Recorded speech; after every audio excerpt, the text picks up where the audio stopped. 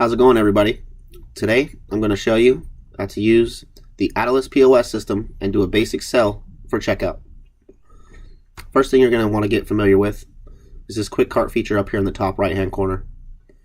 When you hover over this, you want to click on it. It's going to give you 3 quick options to set up your cart. The first one with patient name, we're going to leave that alone for now because you're going to usually pull your patient name from the actual queue itself. Second one is going to be location. This is a very important feature here. You want to make sure you're always selling out of the proper location depending on the customer you're dealing with. Rec, obviously for recreation.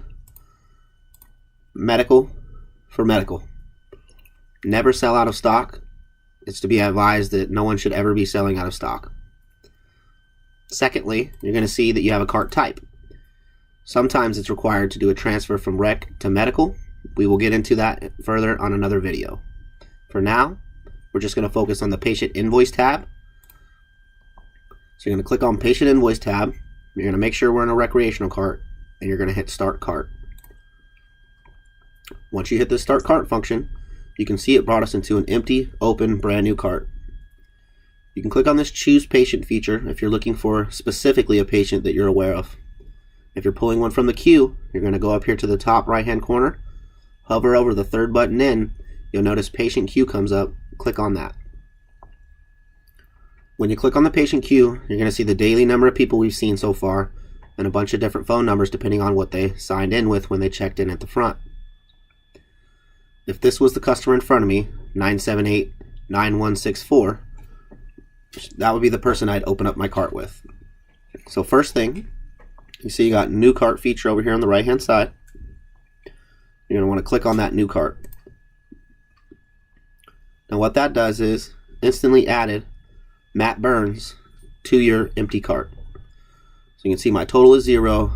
I have nothing going on in this cart, but my location is set up for rec, and there is a patient attached to this, so it's basically ready to go at this point. So I'm going to scan in my items. I have 3 of them. It helps if you do click on this box. Make sure that you are clicked on this items box, just as I did myself when I went to scan. Nothing happened. It's a common error that can happen, and sometimes items get missed.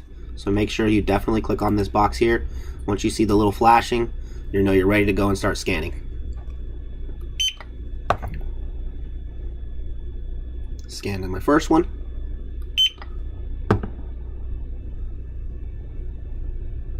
Second.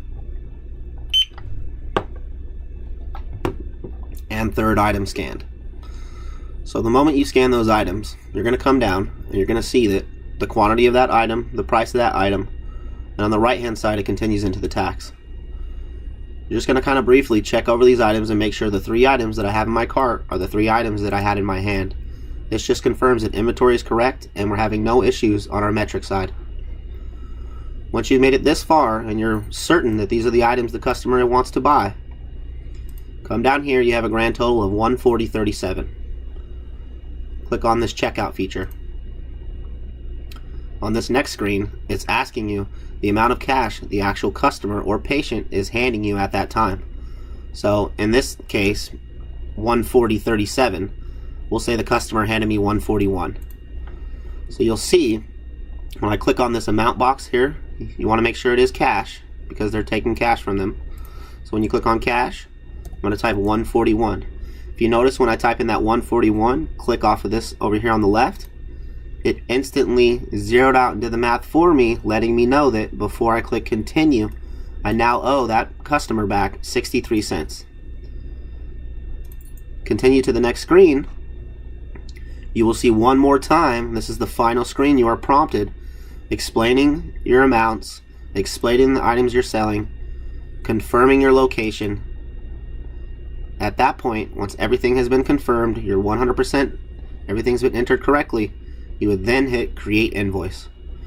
Just remember that once this create invoice tab has been hit, there's no turning back, there's no back button.